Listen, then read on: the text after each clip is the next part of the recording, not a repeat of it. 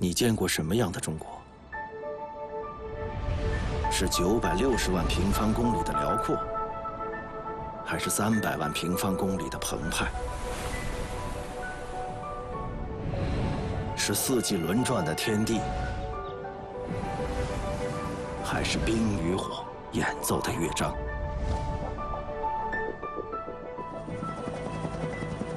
像鸟儿一样离开地面，冲上云霄，结果超乎你的想象。前往平时无法到达的地方，看见专属于高空的奇观。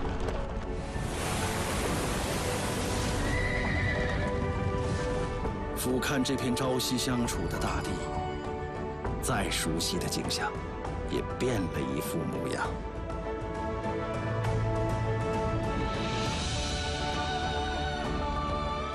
从身边的世界到远方的家园，从自然地理到人文历史，50分钟的空中旅程，前所未有的极致体验。从现在开始，你和我们一同飞跃。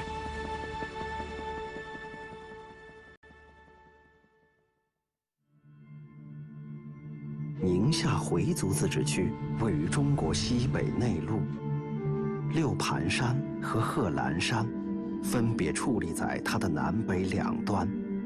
宁夏南部是干旱少雨的黄土高原，它的北部同时被3片沙漠包围。穿行而过的黄河，孕育出了富庶的塞上江南。我们的旅程从宁夏的最南端开始，飞越六盘山脉，拜访一片失而复得的森林。沿着清水河一路北上，探寻黄土地里的生机。在它与黄河的交汇处，见证宁夏最甜蜜的果实。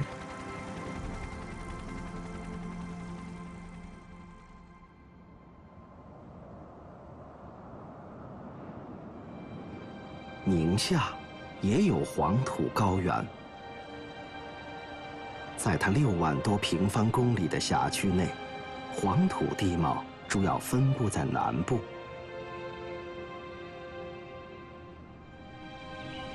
土黄是这片高原的底色，不过六盘山却成功地用森林的绿色来覆盖。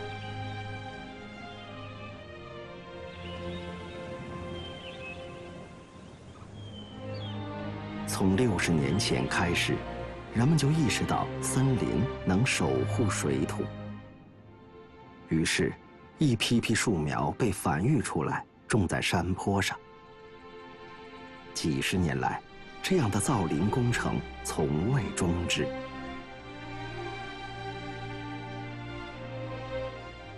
坚守让六盘山的绿色地带不断延展出新的边界。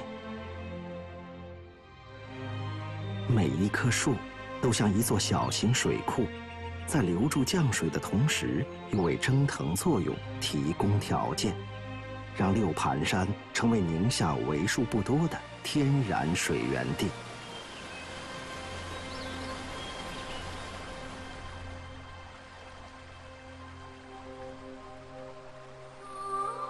从它发源的河流当中，清水河在宁夏的行程最长，流域面积最大。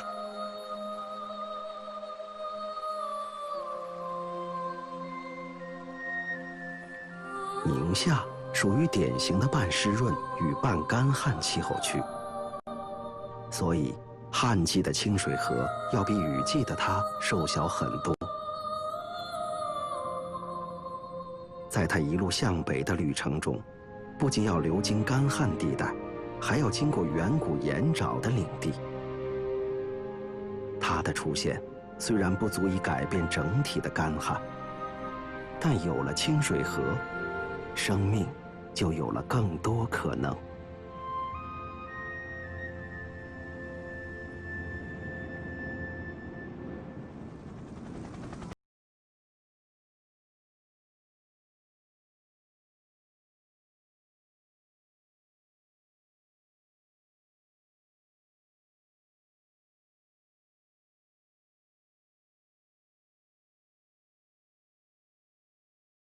很适应这里的气候。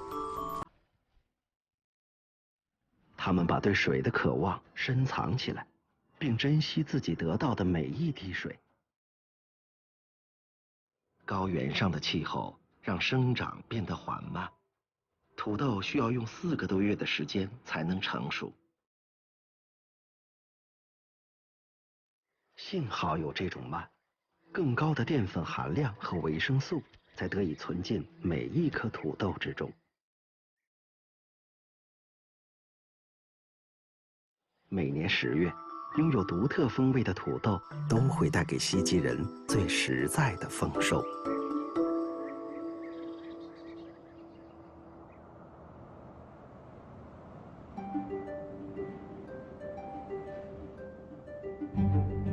这座小镇把他对水的渴望写在了名字里。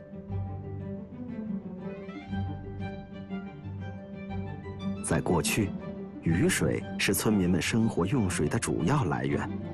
门可以不锁，但水窖的盖子一定要盖好，那样既减少蒸发，也防止沙土落入水窖。取水不易，人人都盼望用水条件的改善。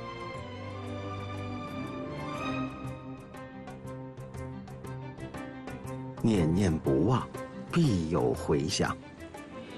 经过多年的努力，人们利用泵站和水渠引来了黄河水。喊叫水乡的村民终于可以用上自来水。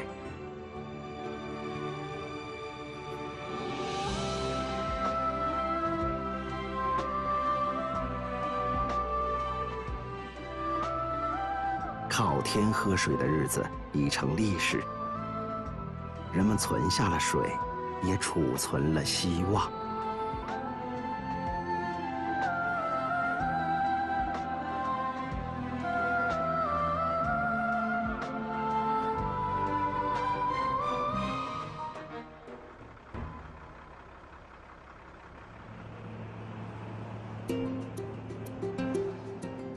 有了水，再甜的梦想也可能实现。这是西瓜号专用水车，它满载着来自黄河的灌溉用水，为西瓜的生长提供保障。在这里，灌溉就像是一场接力。到站之后，水车里的水被分给每一位瓜农，再由他们送达给地里的每一株瓜苗。浇水之后的土地会被立刻蒙上一层地膜，减少蒸发。长期缺水的历史曾让这片荒滩无人问津。如今，黄河水一来，荒滩积攒的财富立刻兑现。超长的日照时间，悬殊的昼夜温差，加上地里丰富的硒钾元素，都是西瓜的最爱。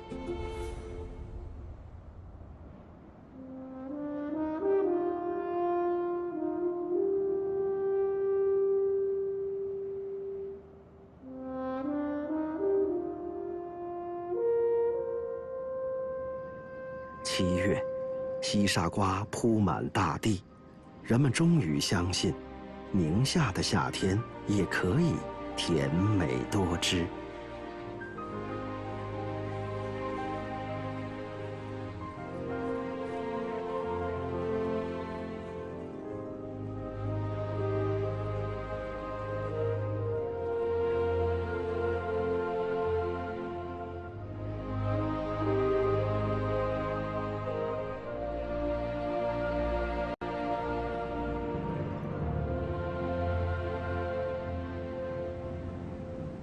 清水河最终在中宁县注入黄河，这是黄河支流与主流的相遇，也是宁夏的水系当中重要的一次汇流。黄河和清水河的泥沙淤积形成了富含矿物质的土壤，这里孕育出了宁夏最火红的果实枸杞。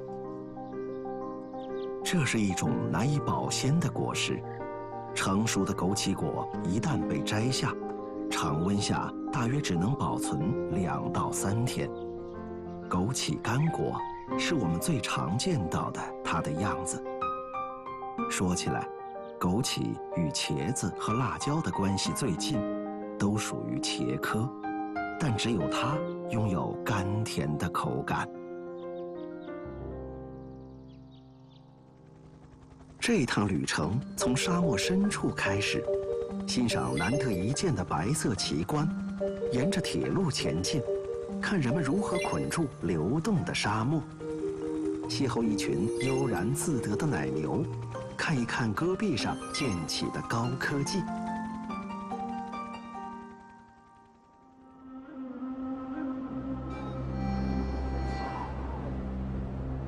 腾格里沙漠，雪是最意想不到的客人。来自西伯利亚的寒冷气流把空气中稀少的水汽凝结成雪，大地也在一夜间变了颜色。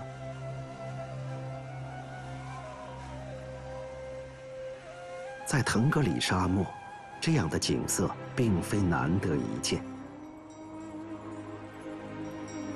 每年，这里几乎都会有2次以上的降雪。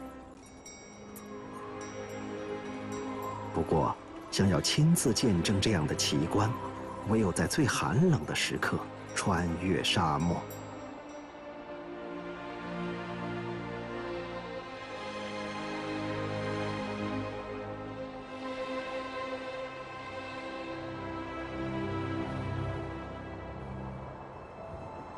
至少在180万年前，这片中国第4大沙漠就形成了。遇上大风天气，它就会展现出狂躁的一面。宁夏只是挨上了腾格里沙漠的边缘，就足以感受到它的威胁。一支队伍向沙漠发起了挑战。按照1米乘1米的尺寸，人们用麦草扎成一个接一个的方格。就这样，流动的沙被锁住了。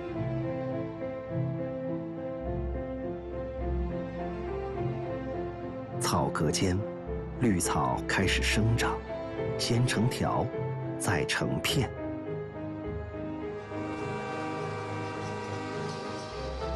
1958年，包兰铁路通车时，沙漠还在向东推进。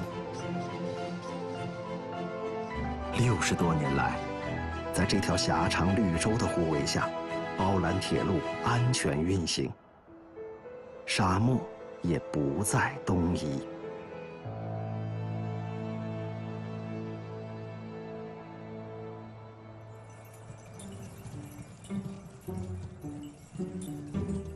并非所有人都对沙漠心存忧虑。走进沙漠，住在沙漠里，被列入不少人的旅行计划。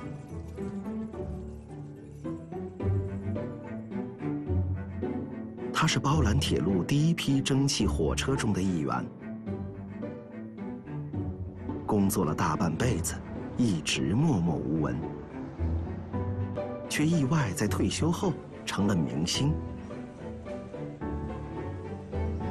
4年前，人们把这列老火车请进沙漠，将17节车厢改造成酒吧、餐厅和客房，令它可以同时接待130名游客。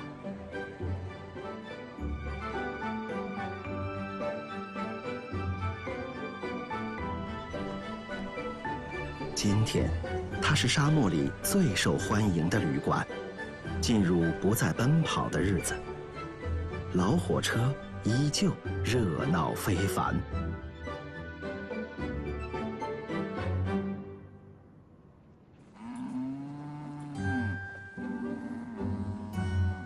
另一批新的来客也受到了沙漠的款待。在人们的印象中，奶牛只属于草地。其实，相比绿草，奶牛更喜欢趴在黄沙上。来个贵妃躺，晒会儿日光浴。奶牛的一生中，一半时间都在躺卧中度过。无所事事是它们产出好奶的关键。黄沙堆起的松软床垫，吸收着阳光当中的热量。这张巨大的天然温床，成了帮助产奶的超级工具。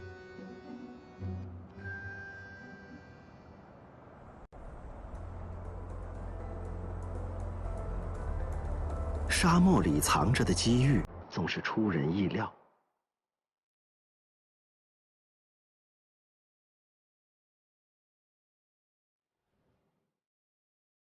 戈壁滩上，这些方方正正的建筑里，20万台服务器正昼夜不停，实时计算着来自世界各地的数据。选址在此的原因，正是看中了荒漠的环境。充足的风能、光能为它带来便宜的电价。宽广的空间，留给新建机房的位置还有很多。换一种视角，蛮荒的戈壁就是被人们忽视的宝地。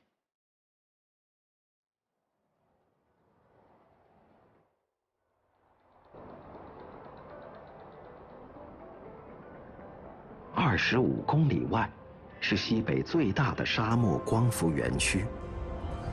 它的面积超过3000个足球场。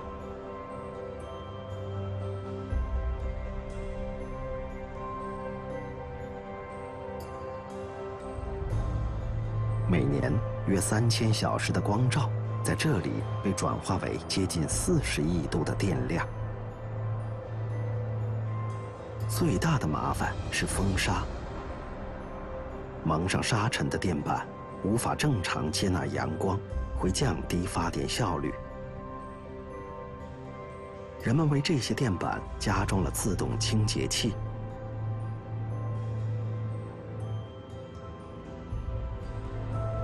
傍晚，阳光减弱，清洁工作开始。慢慢除去了一身尘埃，他们又可以清晰看见第2天的朝阳。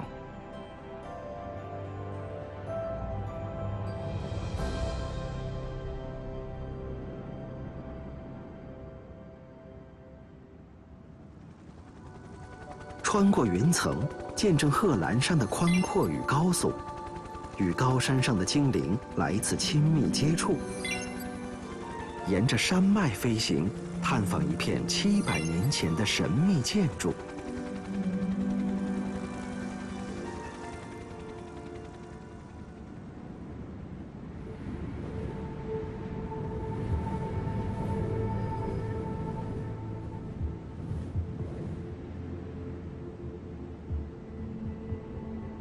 宁夏的云层通常不会太低，所以能够耸入云端的山就绝非一般。贺兰山，宁夏最高的山，主峰海拔3556米。它用高大的身躯守护着一方水土。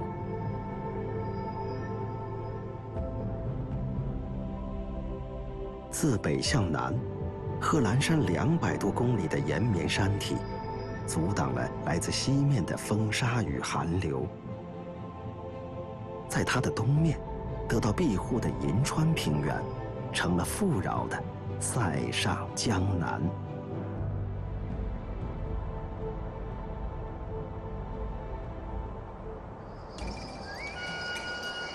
人类难以触及的高度，却是另一群动物的舒适区。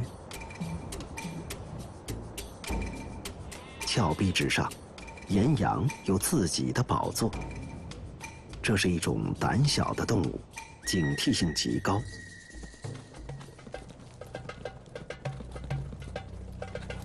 掌握了超凡的攀岩技术，它们总是登高望远。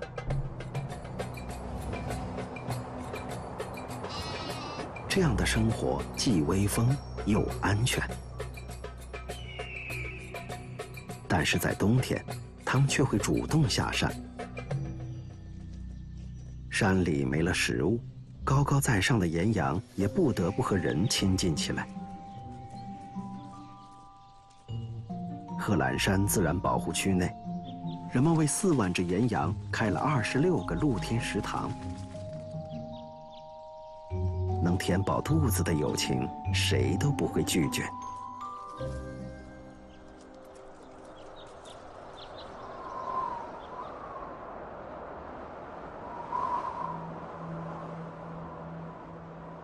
在人们的印象里，长城一般都建在山脊上。但是，当山脉有了一个缺口，长城也不得不来到平地，成为这里最后的防线。3关口明长城，面对着贺兰山最宽的山口之一。在古代，这里是边关防线上的重大隐患。为了增强防御，400多年前，人们特意在这里修筑了3道长城、3道关隘。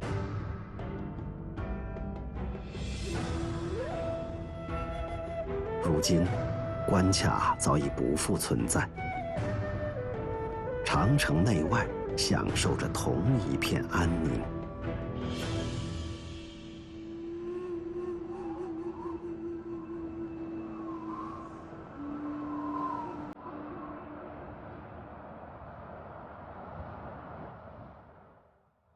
向着下一个山口进发，我们跟随车队来到了一片风车森林。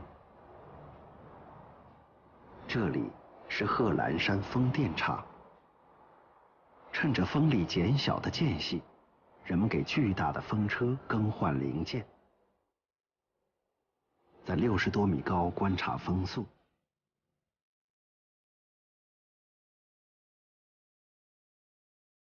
将34吨的叶轮卸下，钻进机舱，更换轴承零件。每台风车每周都会接受一次检修，每月大约有3到4台风车需要接受这样的大手术。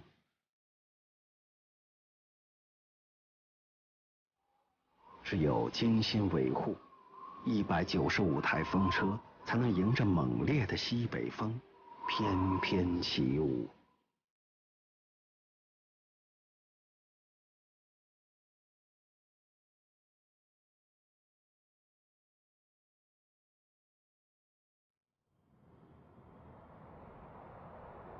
荒原上凸起的存在，是现存规模最大的西夏文明遗址。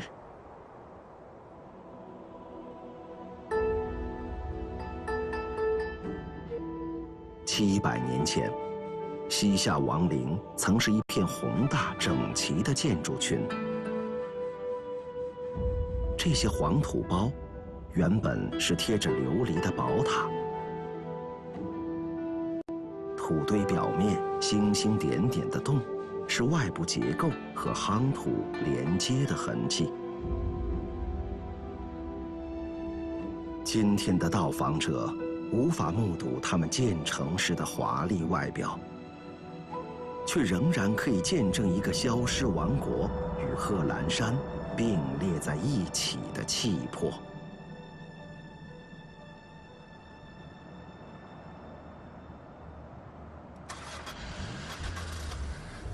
无人区最受越野迷的青睐，这片天地足以消解引擎的巨大轰鸣，更不担心那些憋足气力的冲撞。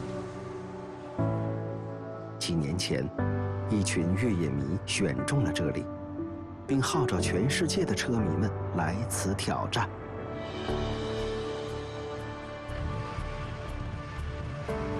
超过50度的陡坡，只有最专业的车手才敢于尝试。这样的赛车，无论是发动机、轮胎还是底盘必须专门选配。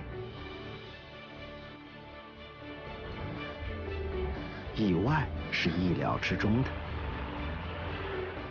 关键时刻最靠得住的还是人。登顶最需要同伴间的信任，那才是无可替代的动力。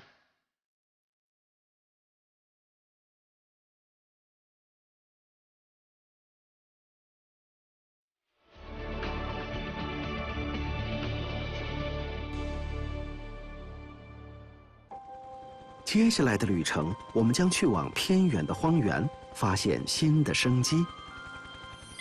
在旱地梯田里遇见最亮眼的色彩，见证生态移民成就的奇迹。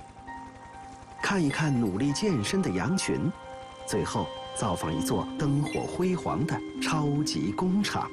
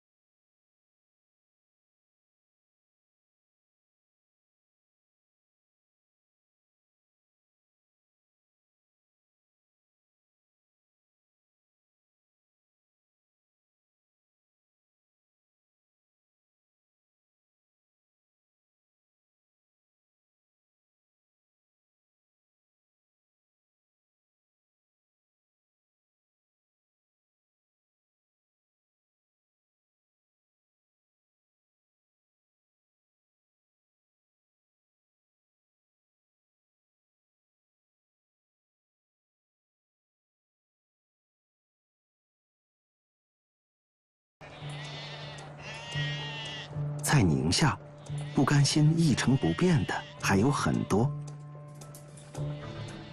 延迟的滩羊就在努力改变。在人们的印象中，羊总是越肥越好，但是这里的羊群却在努力瘦身。荒凉的宁夏东部并不适合放羊。羊群会随时吃掉本就不多的草，让荒滩更荒凉。因此，所有滩羊都被请进了羊圈，过上了宅羊的生活。缺少运动的羊群非常容易发胖。为了保持32到36斤的最佳体重，早晚2次，滩羊都要跑步锻炼。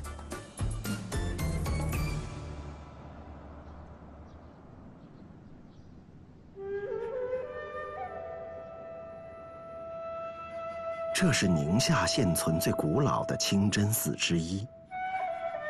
同心清真大寺大约有600年的历史。它采用了中国传统古典建筑风格，飞檐斗拱的结构显得庄重而朴素。古老的寺院见证了一段特殊的历史。1936年，中国工农红军建立了第一个县级少数民族自治政权——陕甘宁省玉海县回民自治政府，开创了中国民族区域自治的先河。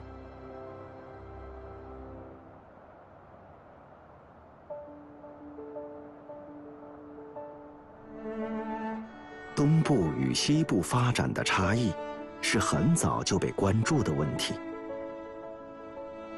于是，先发展起来的东部地区就与西部约定，携起手来，共同进步。这个只有6万人的小镇是东西部合作的典范。它的名字融合了福建省和宁夏回族自治区的简称。对口支援工作，帮助宁夏贫困山区的居民陆续迁来这里。先是有了一个村，又慢慢聚集出一个镇。相比于开发建设初期，闽宁镇人均可支配收入不足500元的情况早已被刷新。2019年，这个数字达到了14000元，增长了大约27倍。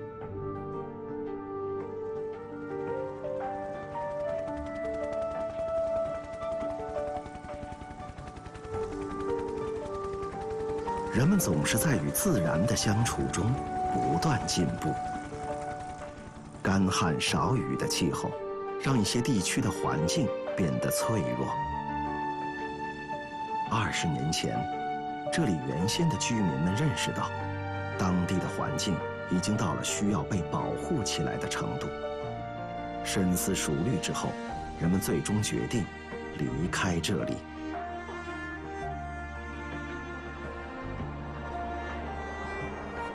他们作为生态移民来到红四堡，一片水源丰沛的新家园。红四堡先后聚集了超过23万的新移民，成为全国最大的异地单体生态移民扶贫集中安置区。在这里，最值得努力的事就是建设新的家园。人们相信，从今往后，勤勤恳恳就能实现梦想。在前往全面小康的路上，一个也不能少。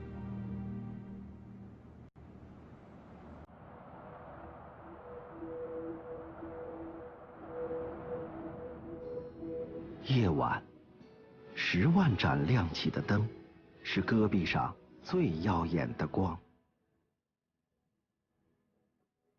过去，燃烧曾经是人们利用煤炭的主要方法。这种传统的方式却时常引起环保方面的争议。如何创新煤炭清洁、高效开发利用的技术，人们不停寻找着新的方法。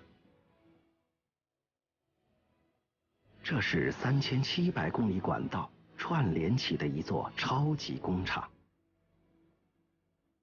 它的任务只有一个：把煤变为油。整个过程并不需要点燃煤炭，避免了直接燃烧产生的有害排放。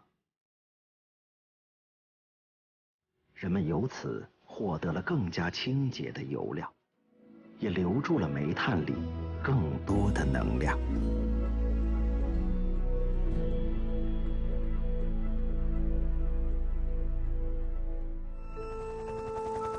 冬去春来，见证黄河从冰封中苏醒，逆流而上，来到沙屿湖的乐园尽情狂欢，飞越千万条灌渠滋养的沃土良田，遇见一场向黄河致敬的马拉松比赛。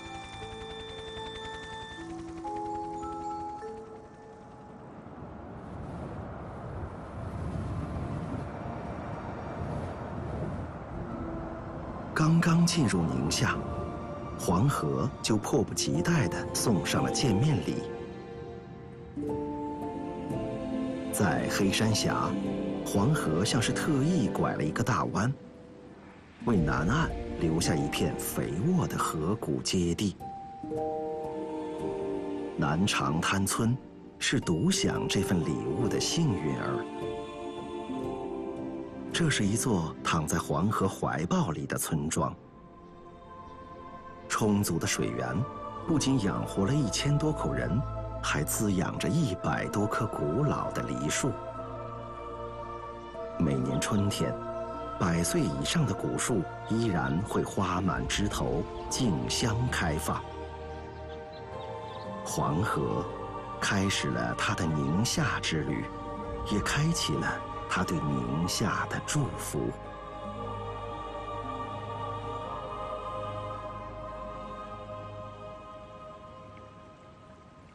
在宁夏，黄河由西南向东北流淌。冬天，越往北方，温度就越低。当河水的温度降到0度，水面开始结出冰花。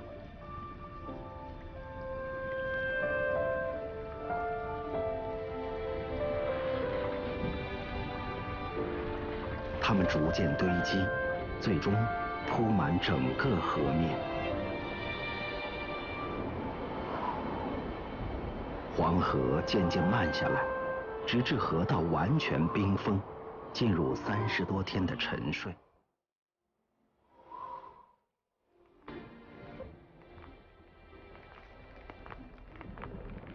2月，黄河冰面的第1声崩裂，总是最早为宁夏带来春的讯息。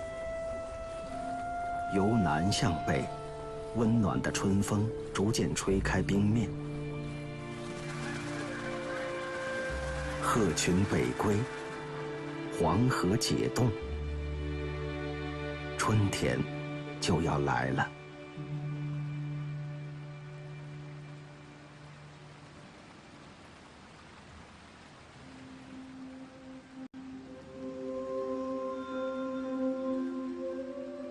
黄河的河道不止今天的这一条。很久以前，黄河就曾从这里流过。在风力侵蚀下，这里逐渐出现了22平方公里的沙漠。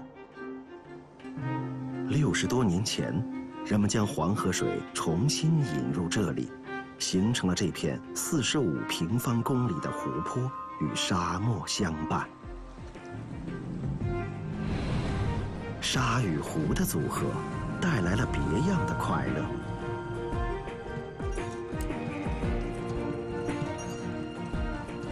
常年奔走在沙漠中的骆驼最懂得这片水域的珍贵。在沙丘上把油门踩到底，在水面上乘风破浪，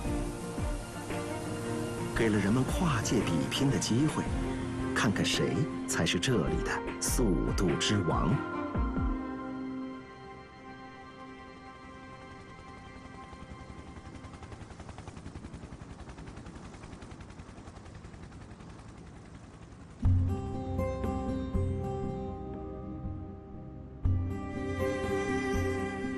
宁夏北部的富饶，主要得归功于黄河的恩惠。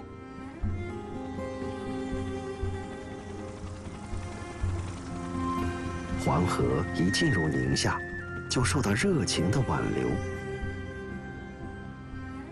银川平原更是用它平坦的地势，放慢了黄河的脚步。所以在这里，黄河水势虽然浩大，却显得平静温柔。这里的河面略低于两岸，河道就成了天然的灌渠。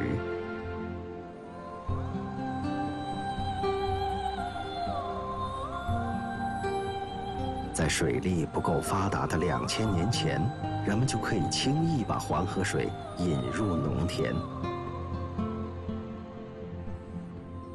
于是黄河在这里的旅途不再寂寞。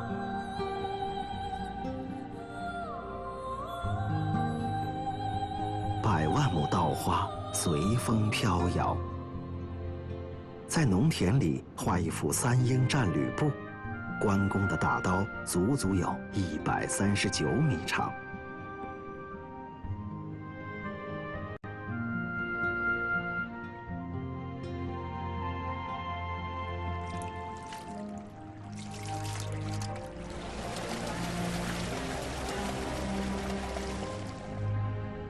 20万亩水塘，鱼虾成群。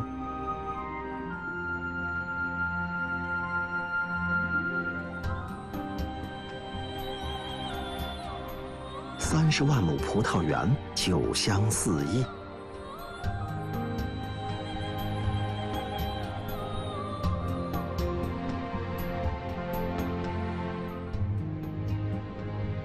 因为黄河，黄土高原上有了迷人的塞上江南。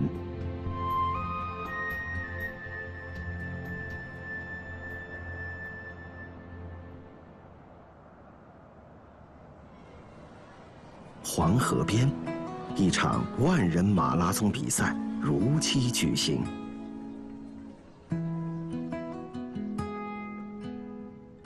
国际马拉松的赛程标准是42.195公里。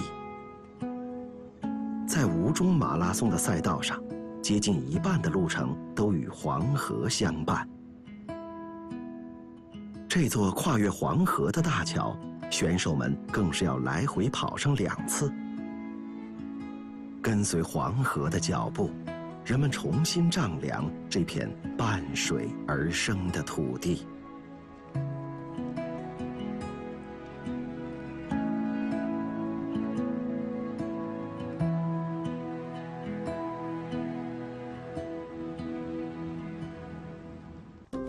最后的旅程，我们来到宁夏回族自治区的首府银川市，在结冰的湖面尽享欢乐，看望停在黄河边的海军老兵，见证一次期待已久的提速，日夜间感受这座千湖之城的魅力。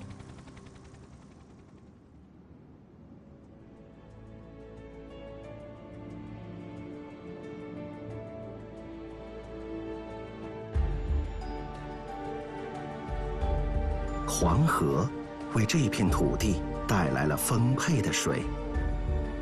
阳光下，这里的水面总是泛起银色的光。据说，银川的名字就是由此而来。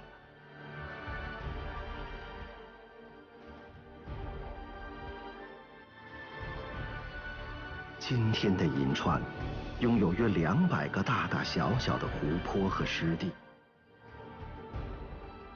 在这里建造城市，让人们有了靠近水的全新可能。他们在水上栽种树林，在水上修建亭台楼阁、桥梁道路，甚至把家也建在水上。黄河的水让银川变得生机盎然。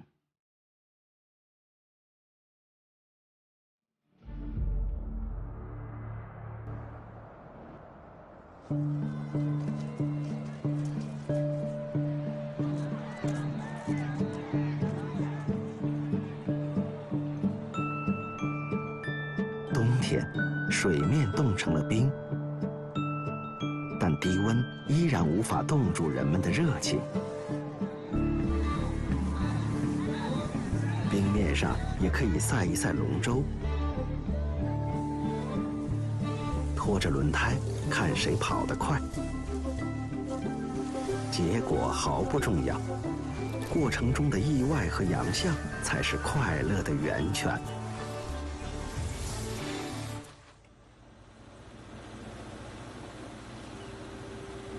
对水的喜爱不仅停留在水本身，这里的人们热爱着与水相关的一切。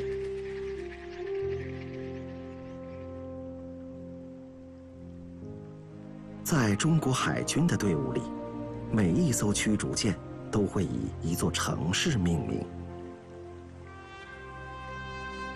退役之后，有些军舰会回到自己的命名地，成为人们了解国防知识的露天课堂。这是银川舰，作为国产第1代导弹驱逐舰，它曾在海上服役了30多年。退役之后，他来到了银川。人们在黄河边特意修建了一座公园。2019年，一艘退役潜艇远道而来，加入了他的行列。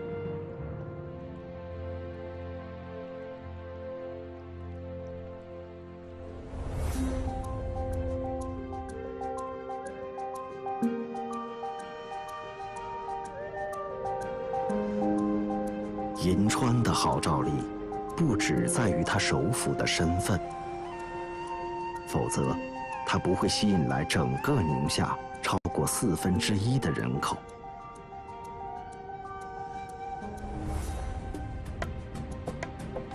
来此定居的人们，无不看见了这座城市充满前景的将来。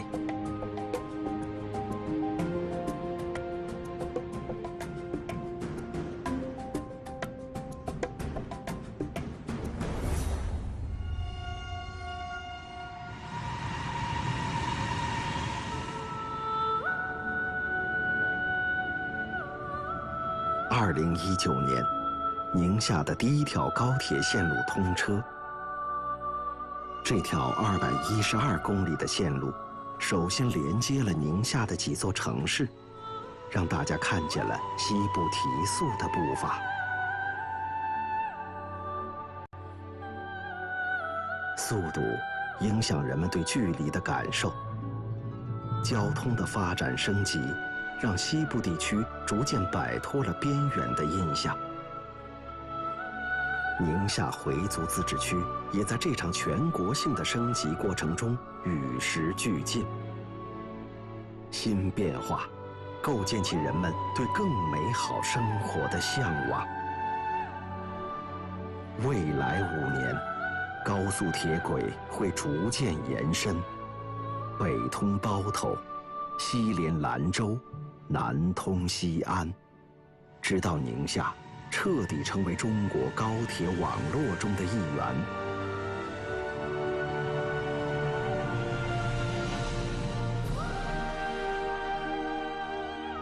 这些新的轨道终将连成整体，每一次接入是连通自己，也是成就远方。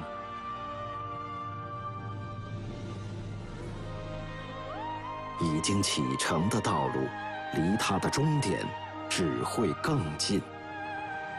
一个行进中的宁夏，已经有了自己新的节拍。